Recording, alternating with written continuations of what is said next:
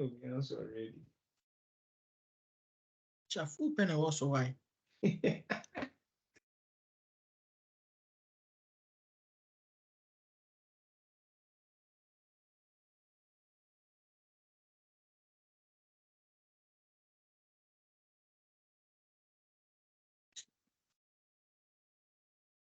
So snapshot. Yeah, yeah. Not for joining. Huh? Not for joining. May say may think come on going at least. I'll try. It's not Sunday for. Yeah, why is it?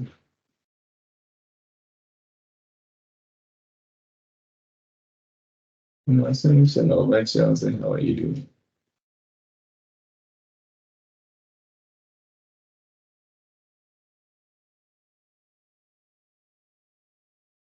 I'll find out what's.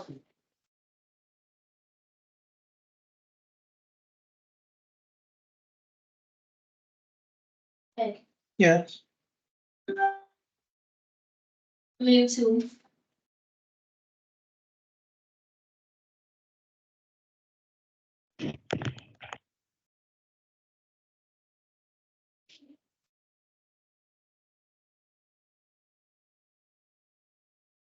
Hello, guys.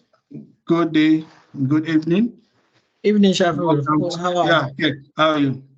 I'm good, and you? I'm good. So I think it's 4 minutes past the hour. I don't think we have any time to waste. We can just start. And if the others come, they can also join. What do you think?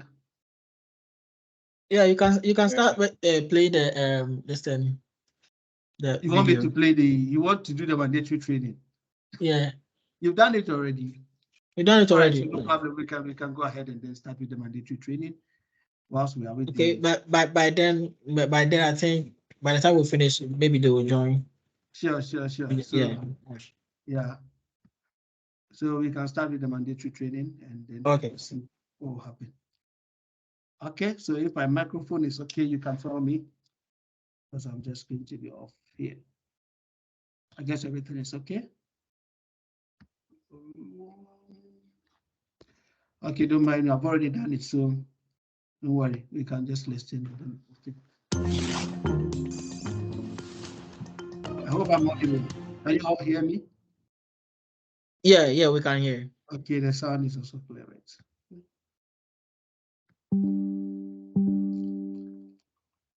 A crime ring called The Community was recently busted for stealing $2.4 million from victim bank accounts. The funds were stolen using a hacking method known as SIM card hijacking. I don't know. I'm doing.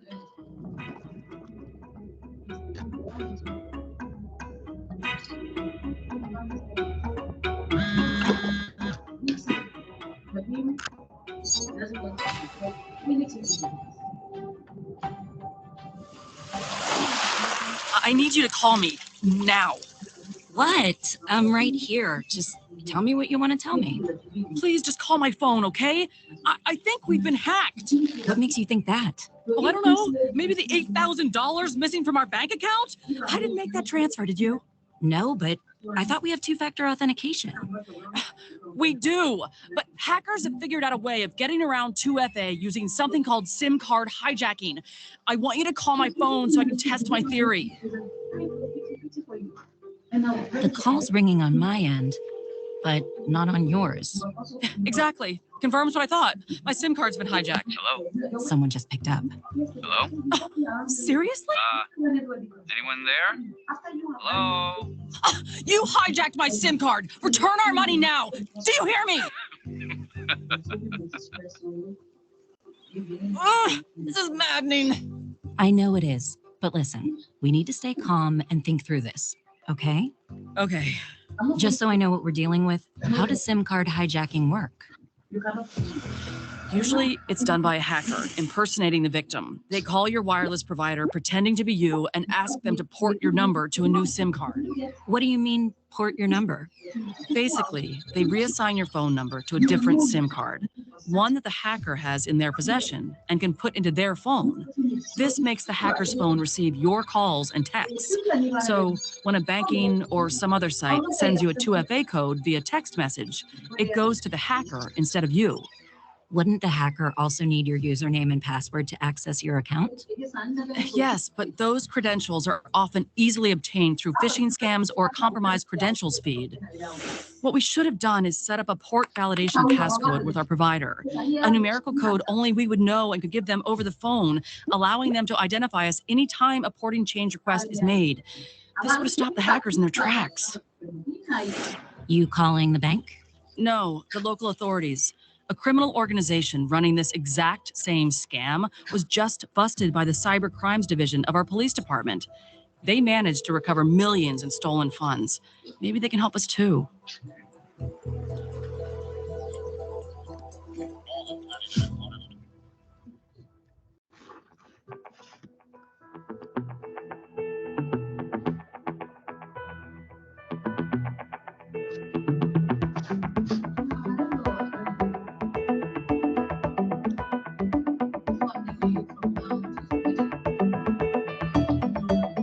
But I cannot really believe you understand me because of what you done yesterday.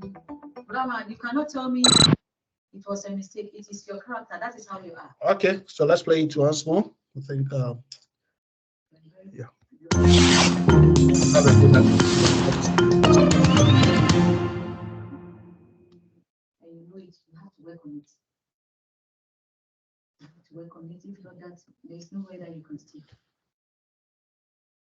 A crime ring called The Community was recently busted for stealing $2.4 million from victim bank accounts. The funds were stolen using a hacking method known as SIM card hijacking. Yeah, I'll let you stay for one month.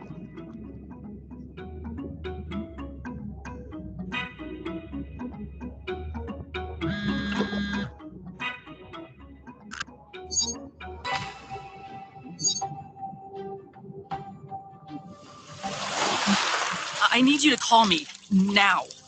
What? I'm right here. Just tell me what you want to tell me. Please just call my phone, okay? I think we've been hacked. What makes you think that?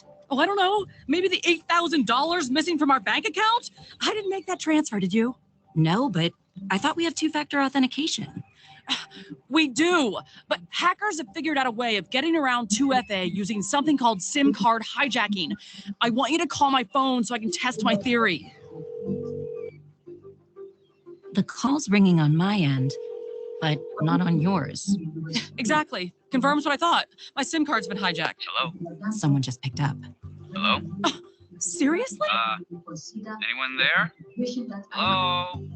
You hijacked my SIM card. Return our money now. Do you hear me? The way I was with you since you came. This is maddening. I know it is, but listen, we need to stay calm and think through this, okay? Okay. Just so I know what we're dealing with, how does SIM card hijacking work? Usually it's done by a hacker impersonating the victim. They call your wireless provider pretending to be you and ask them to port your number to a new SIM card. What do you mean, port your number? Basically, they reassign your phone number to a different SIM card, one that the hacker has in their possession and can put into their phone. This makes the hacker's phone receive your calls and texts. So when a banking or some other site sends you a 2FA code via text message, it goes to the hacker instead of you. Wouldn't the hacker also need your username and password to access your account? Yes, but those credentials are often easily obtained through phishing scams or a compromised credentials feed. What we should have done is set up a port validation passcode with our provider, a numerical code only we would know and could give them over the phone, allowing them to identify us anytime a porting change request is made. This would have stopped the hackers in their tracks. You calling the bank? No, the local authorities. A criminal organization running this exact same scam was just busted by the Cyber Crimes Division of our police department. They managed to recover millions in stolen funds. Maybe they can help us too. What's wrong? Hello? Excellent. Yeah, good night, me today. Sure. Okay.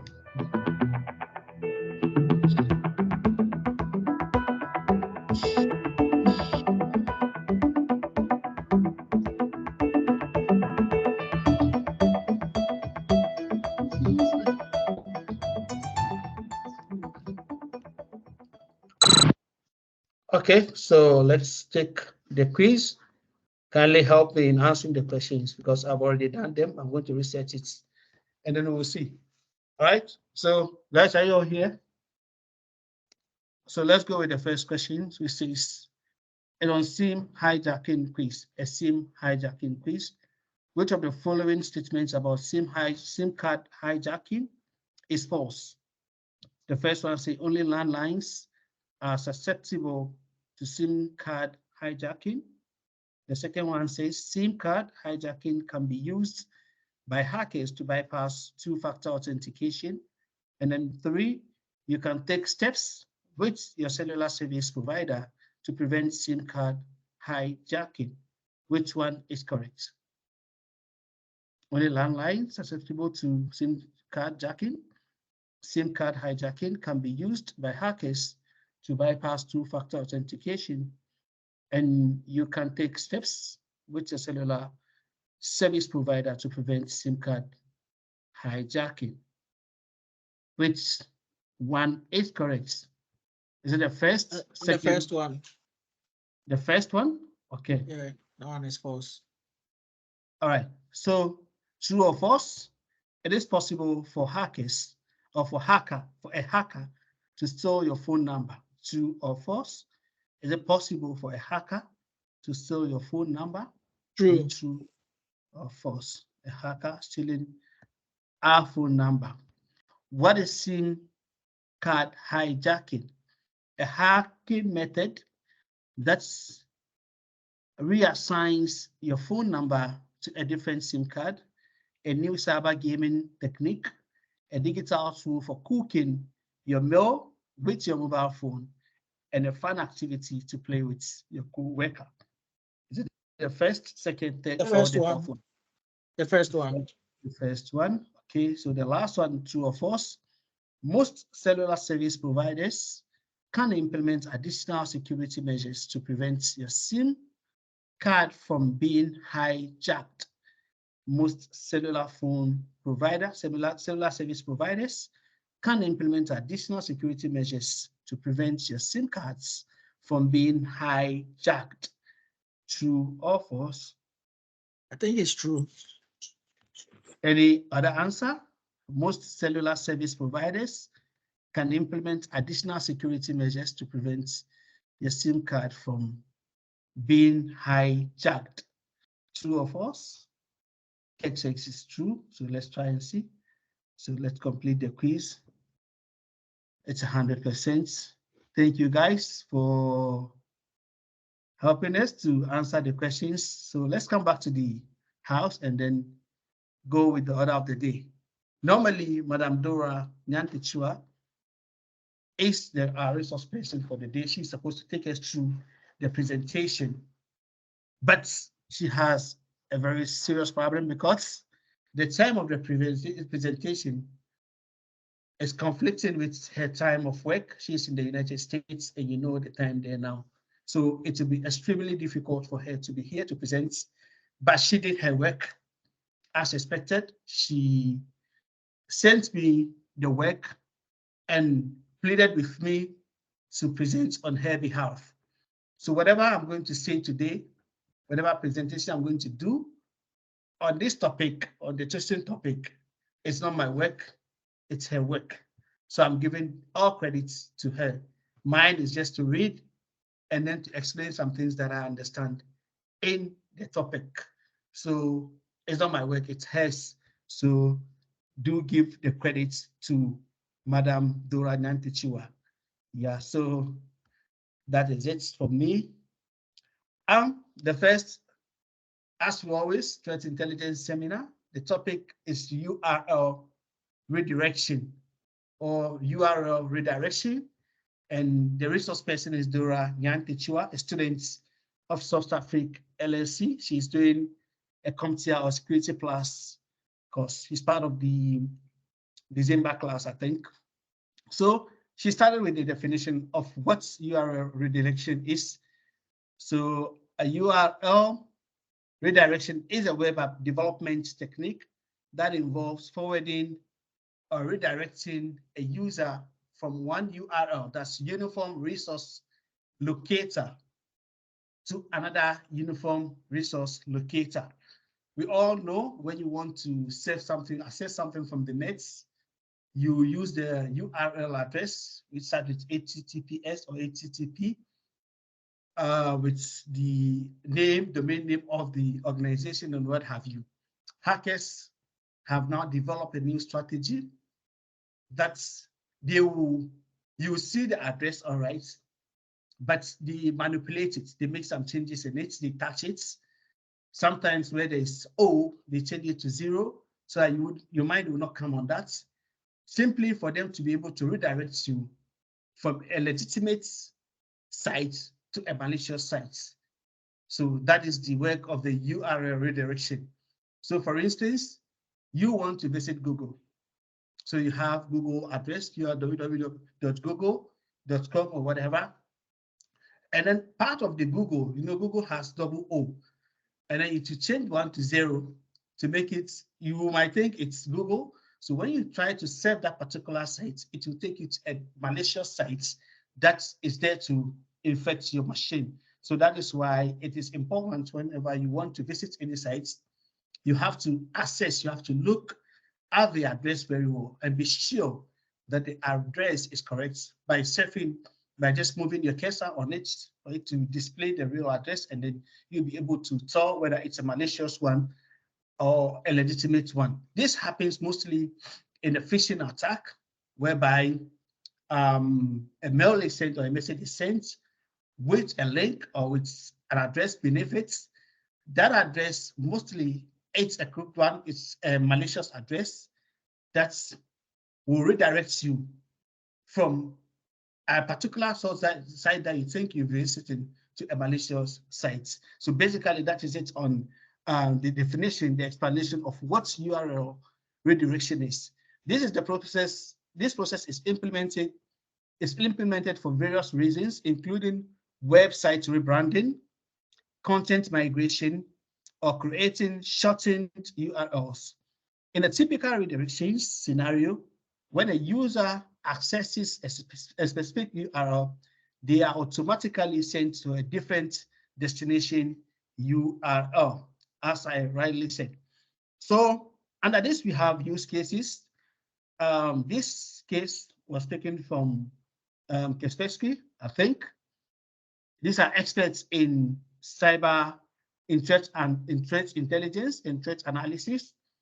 Okay, Kaspersky experts have identified over 1,000 inactive domains that redirect users to unwanted URLs, which can be used by cyber criminals to make a profit. Many of these second stage sites also contain harmful contents.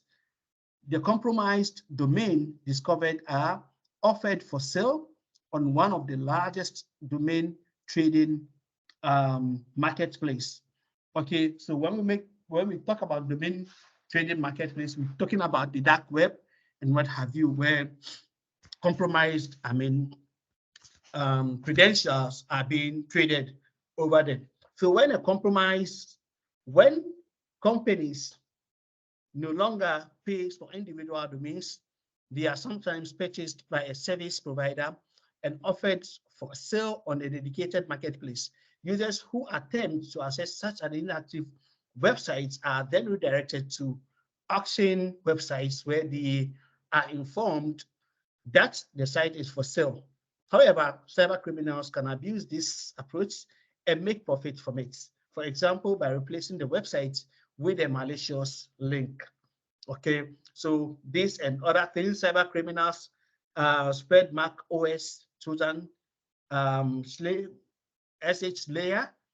During further analysis, around 1,000 websites were identified that were for sale on the marketplace, and where visitors were led to over 2,500 unwanted URLs. So these are some of the cases that are happening, and it's happening every now and then. Every day, new things are emerging. So the role of a cyber, the role of URL redirection in a cyber attack.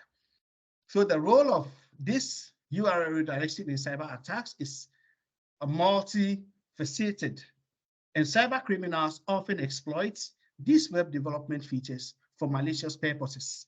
Understanding how URL redirection functions in cyber attacks is crucial for bolstering cybersecurity defenses.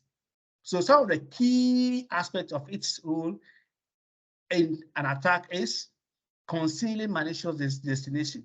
Concealing malicious destination. So cyber attackers use URL redirection to mask, to cover, to shield, to hide, to disguise a malicious, how do you call it, destination.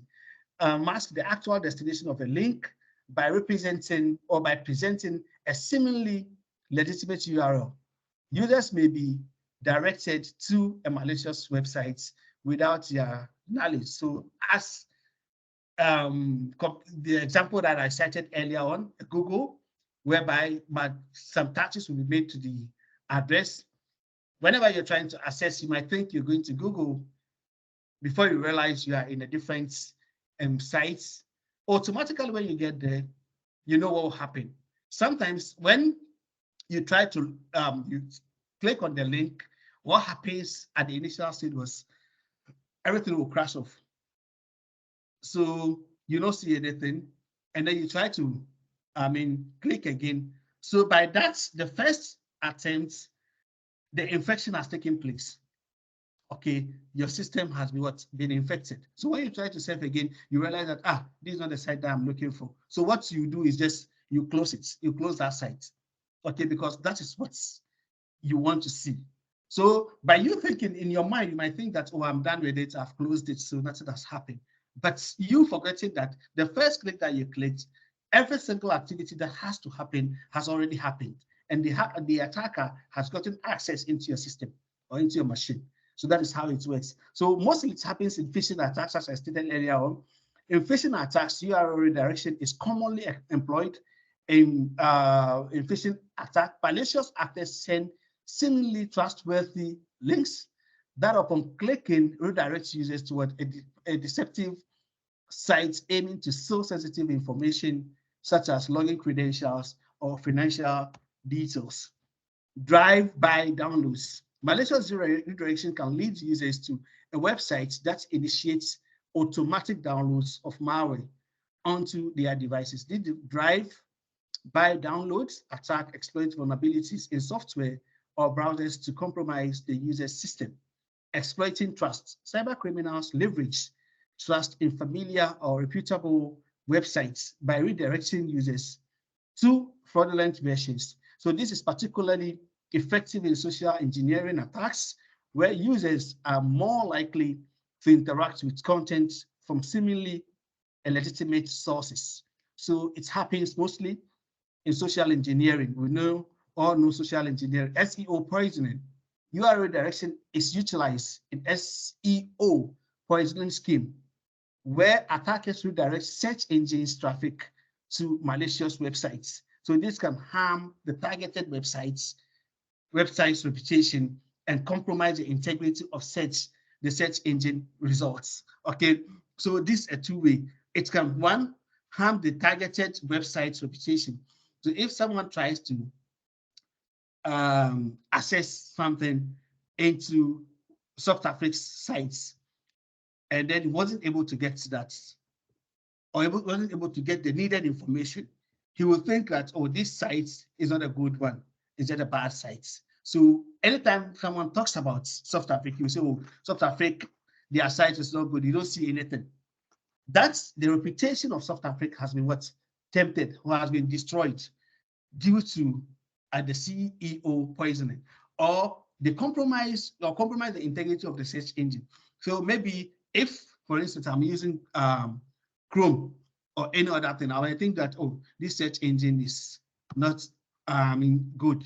So I will try to go to Firefox or something of that sort. Session hijacking. In some cases, attackers use URL redirection to manipulate or hijack user sessions.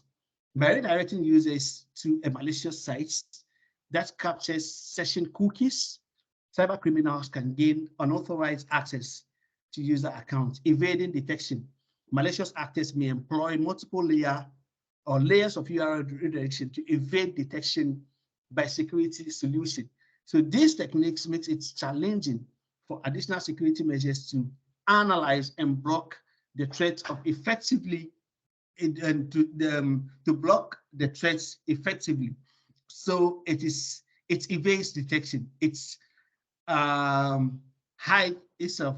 It's difficult for it to detect. So even if a security agency or want to find any security solution by blocking anything that we think this has a link, which this link is redirecting people to a bad link, it is very difficult for you to be able to contain it or block it or flag it as a malicious site so that no one will be able to kind of visit that site. Farming attack, URL redirection is integral to farming attacks where attackers redirect users from legitimate websites to a fraudulent ones. This is often done by compromising DNS domain name system settings to redirect traffic to malicious service. Understanding the role of URL redirection in cyber attacks is essential for implementing effective cybersecurity measures. Organizations need to employ advanced threat intelligence or monitoring and detection mechanisms to identify and mitigate the risks associated with malicious redirection, thereby safeguarding users and sensitive data. So techniques used in URL redirection, okay? Malicious actors employ various techniques. They try to use any single, idea, any single ways and means that they think of to exploit URL, to make sure that they are able to, manipulate, exploit the URL or URL redirection for their nefarious purposes. So understanding these techniques is crucial for recognizing and mitigating the risks associated with malicious URL redirection. So some common, techniques used by these attackers are phishing attacks.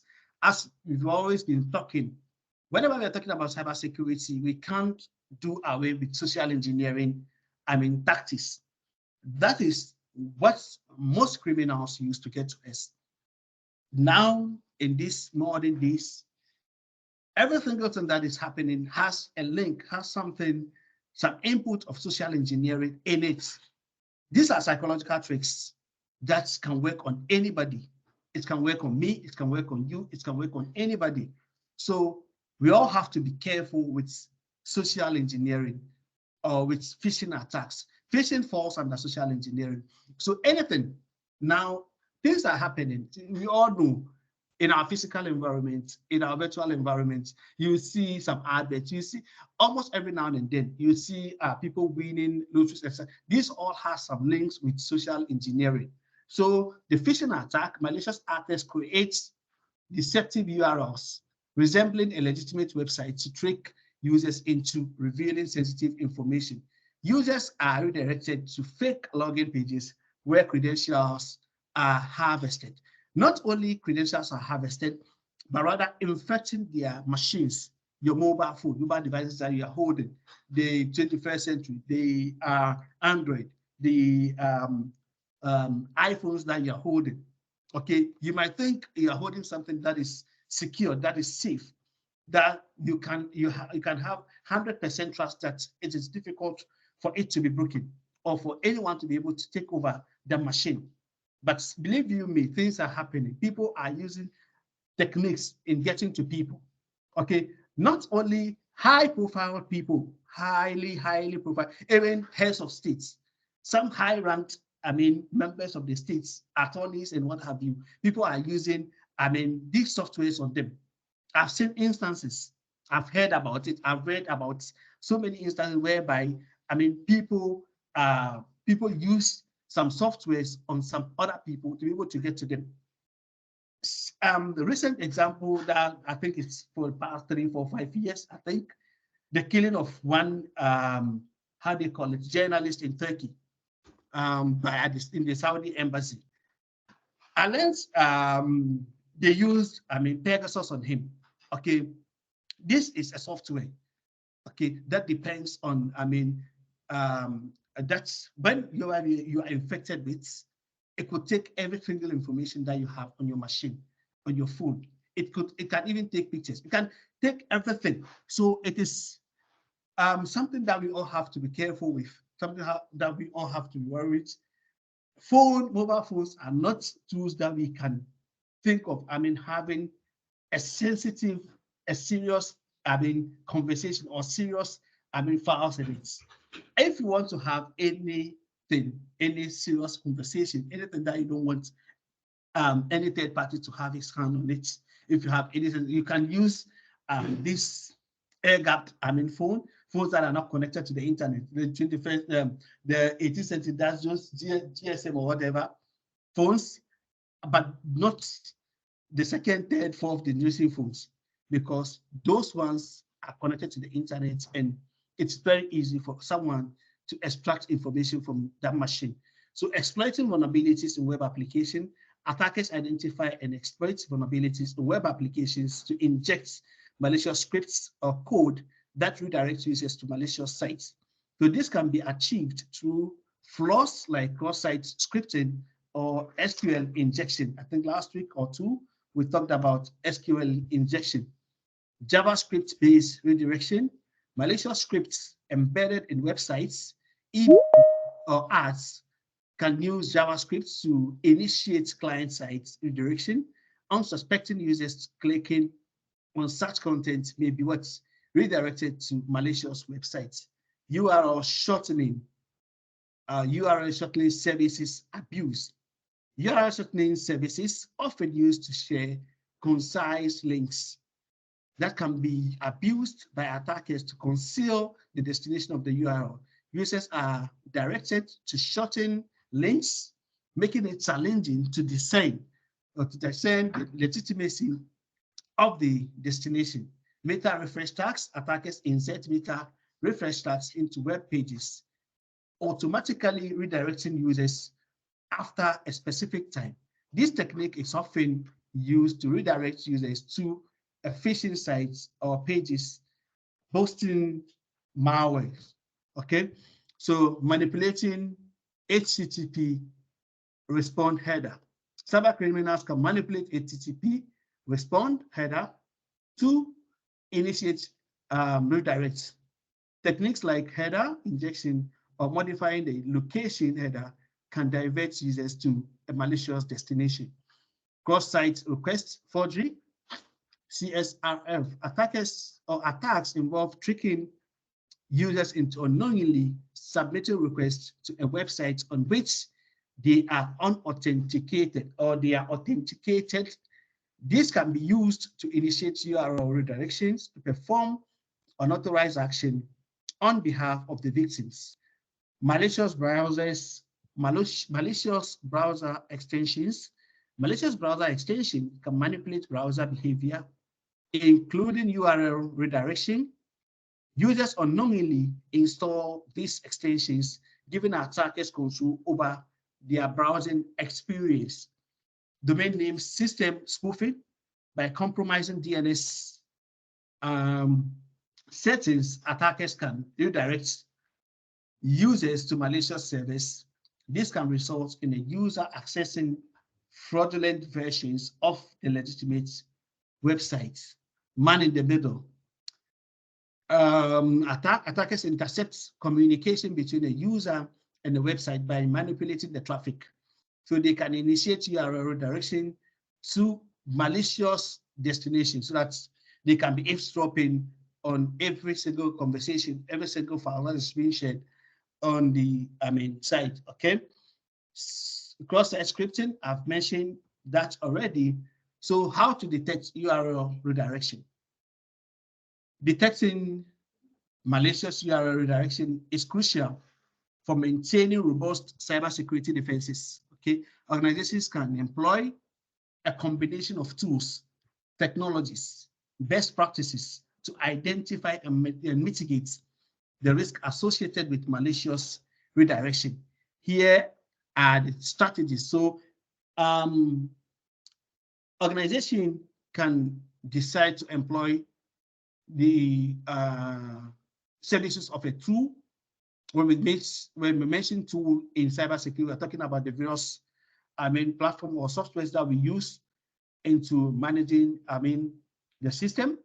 Technologies, newer technologies, yeah, we can talk about so many, investing so many things coming in this 21st century, and best practices, best way of doing things to identify and mitigate risk associated with malicious redirection. So we have web application firewall, that's WAF. This implements a WAF to monitor and filter HTTP traffic. So between a web application and the internet, web application firewalls can detect and block malicious redirection or malicious redirection attempts through signature-based detection and behavioral analysis. So signature-based and behavioral.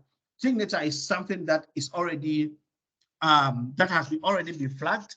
You already identified this particular thing to be malicious. So whenever any traffic is coming from that direction, from that IP, the web application firewall understands that this particular IP is a malicious one. So automatically it stops it, it blocks it. Or this particular URL is a malicious one. So automatically it blocks it. Or the behavioral, based on the behavior of that particular URL, you've realized that, oh, last time someone tried to access this particular URL and it's directed him to a different malicious site. The next time, if someone is trying, or if there's traffic coming from that particular site, automatically it will be blocked by the web application firewall. So firewall always self-filters any bad things and make sure that it's it gets rid of any bad thing that is coming into the organization system. So behavioral analysis employs behavioral analysis tool that monitor user behavior on websites, anomalies such as unexpected URL redirection patterns or sudden increases in traffic can be what's indicative of malicious activity. Real-time monitoring continuously monitor web traffic and user interaction in real time. Any unusual redirection pattern, unexpected changes in URL structures, or suspicious activity should trigger alerts for immediate investigation. Security Information and Event Management, CIEM, the SIEM system. This integrates SIEM system that aggregates and analyzes log data from various sources. SIEM platforms can help correlate events and identify patterns indicative of what malicious URL redirection. So I think some weeks back, we did a similar work on CIEM, that's Security Information and Events Management, the SIEM, where we talked about Elastic or Kibana and the rest of the things. This gives you information as to the amount or number of logs to your system, the activity, whatever those logs are doing and the rest. So you can use those patterns, those information that you've already gathered to be able to do your analysis and be able to identify any malicious activity within your system. So this is what the CIEM is all about, regular security audits and penetration testing. It's important you conduct series of tests, series of auditing of your system, and you try penetration testing, you try to conduct honeypot scanning and the rest to be able to see the kind of ports that are left open and how exposed, how open your whole system is or how secured you are. So this will also help in trying to prevent any URL redirection. Endpoint protection. Use endpoint protection solutions that can detect and block malicious activities at the user's end device level. This solution may identify and prevent user from accessing malicious URLs. So endpoints, protection mechanisms such as the semantic and what have you. Sophos is also another thing that we use in trying to get rid of any bad, URL redirection from our end or into our system. Threat intelligence feeds. You subscribe to a threat intelligence feeds that provide real-time information on known malicious URL, integrating this fits into security system, allows for proactive blocking of malicious redirection attempts. So threat intelligence, such as what we are doing now, it informs you, it gives you the necessary information as to what is good, what is bad, what is coming, the bad things that are coming, the good things that are coming. Now we are here, we try to pick a topic from topic as to what is related to the security plus courses that our students are doing. So that is a strategy that's the main reason why we're choosing certain topics, because we want to finish all the topics. We want to give every student the chance to be able to do a research on his own in a topic that will be related to his work. Okay, at the end of the day, they'll be writing exams, and then expect everyone to pass, as has been the pattern with South Africa. Everyone is passing his exams. So you can see that almost every now and then the topic that we choose has some link with that. If not that, we will just go deeper into, serious threat intelligence, try to identify malicious sites and try to bring them and then analyze and talk about it. But going forward, we'll reach there and we'll be able to start doing that. Because as we finish all the topics, we'll also delve deeper into areas that are not related to security plus, but are cybersecurity related areas.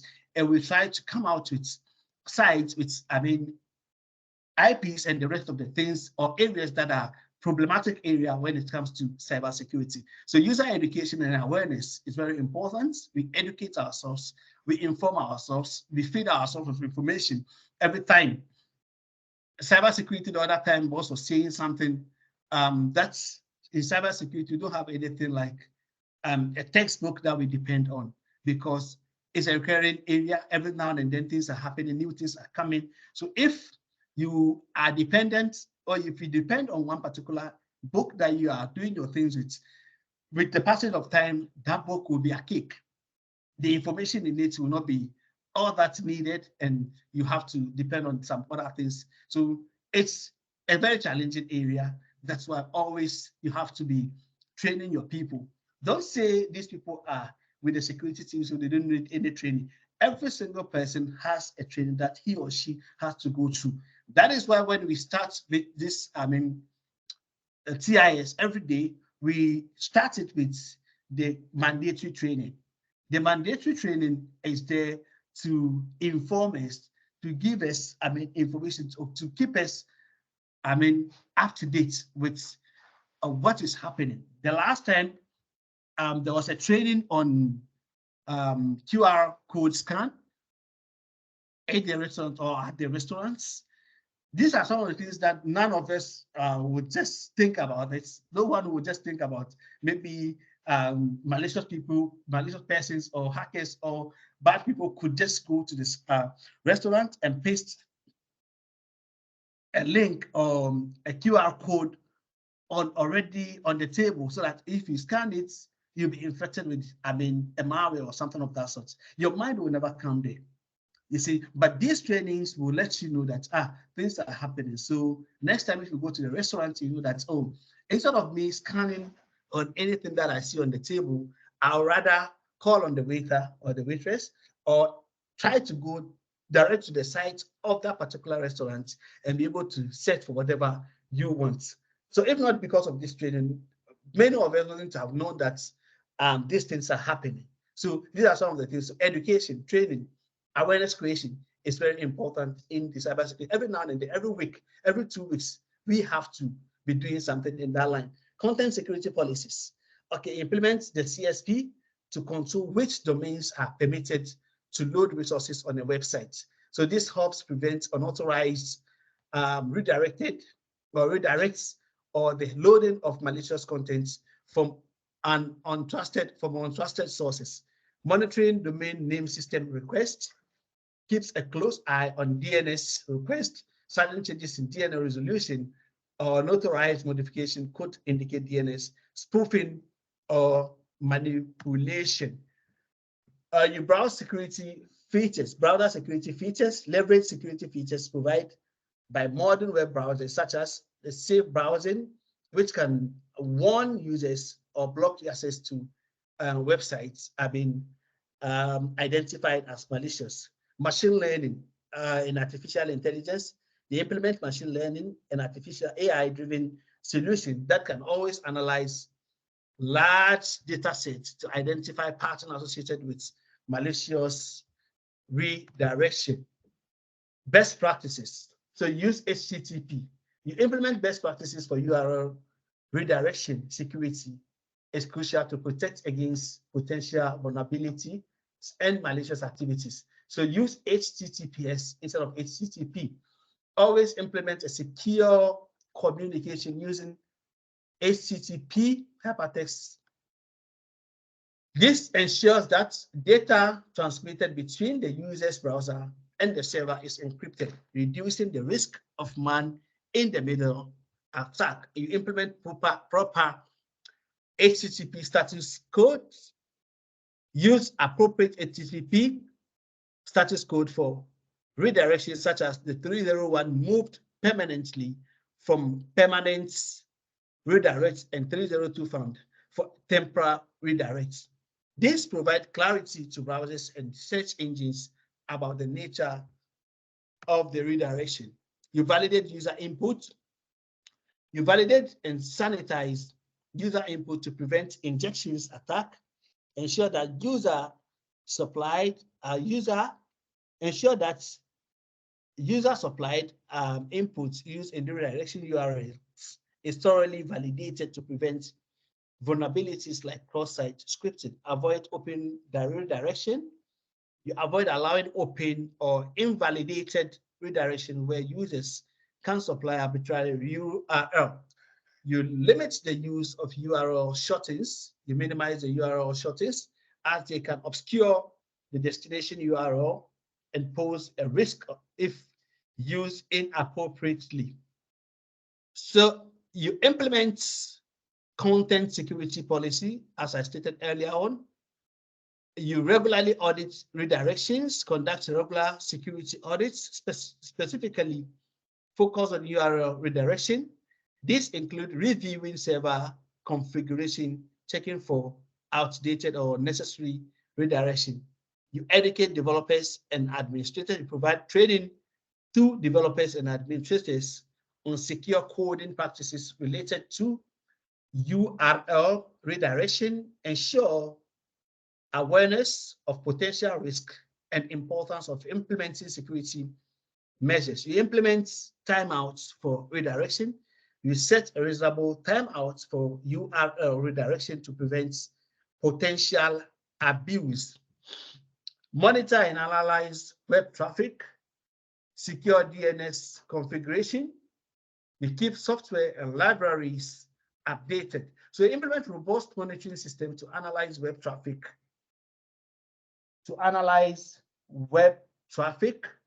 For unusual patterns, anomalies in redirection behavior, unexpected changes in URL structures, or sudden spikes in traffic could indicate malicious activity. You ensure that DNS configurations are secure and regularly monitor for any unauthorized changes.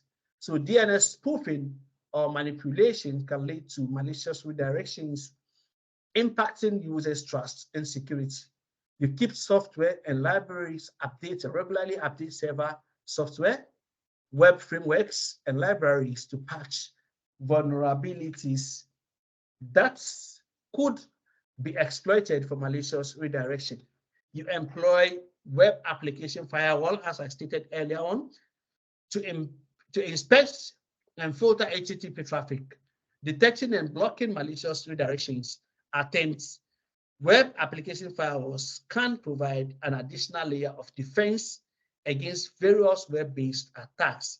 By incorporating these best practices into web development and security protocols, organizations can significantly reduce the risk associated with URL redirections and contribute to a more secure online environment.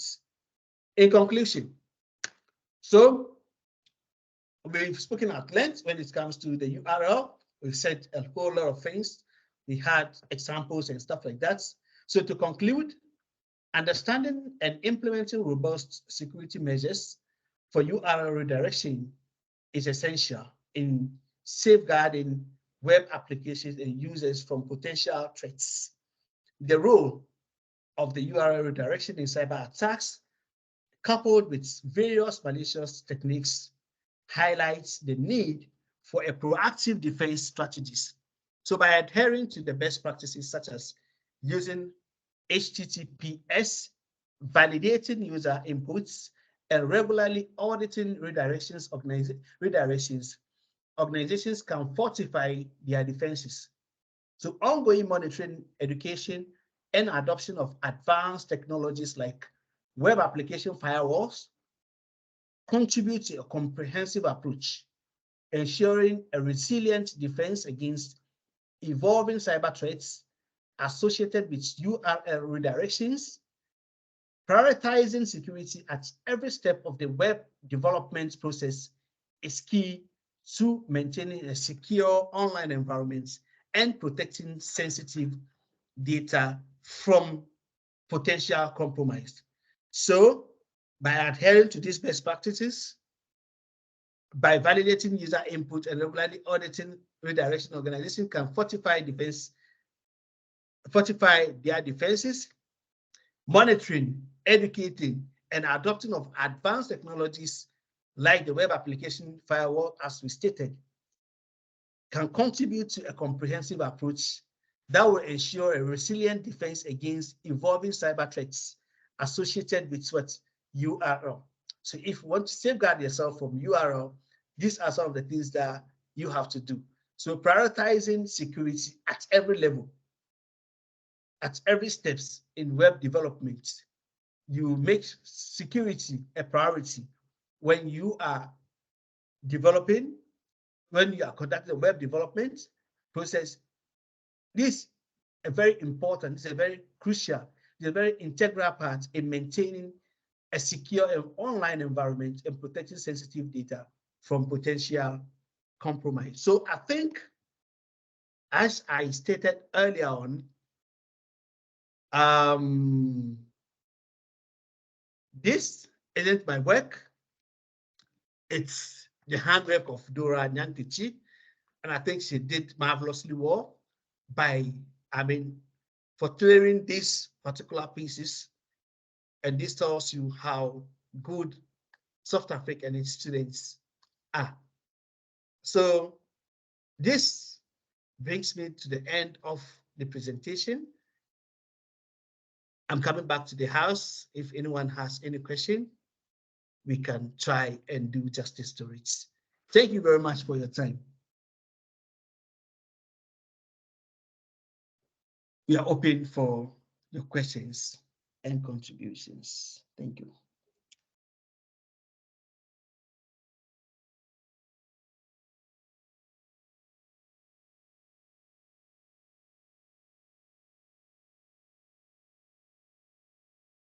If there isn't any, Madam Janet, can you come in so that we'll just wrap up?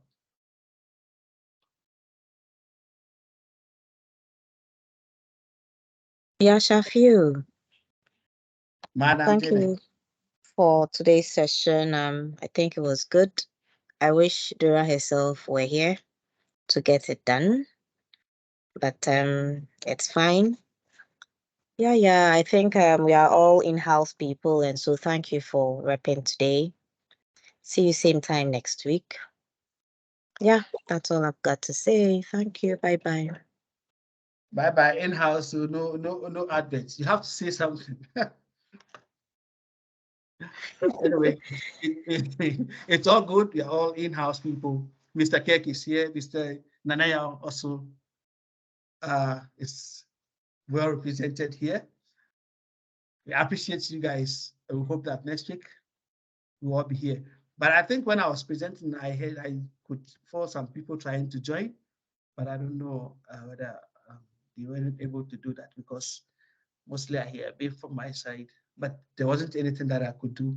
Yeah, exactly. I also heard that twice. I tried to get them in, probably because I'm listed as an attendee. I don't have the access to allow them in. Okay, so going forward, I'll give you access. So in case I'm presenting and anyone is left behind, you can allow him to join the meeting. Noted. That would be great. Thank you. Okay, you're welcome. Okay, guys. So see you again next week. God willing. Bye bye.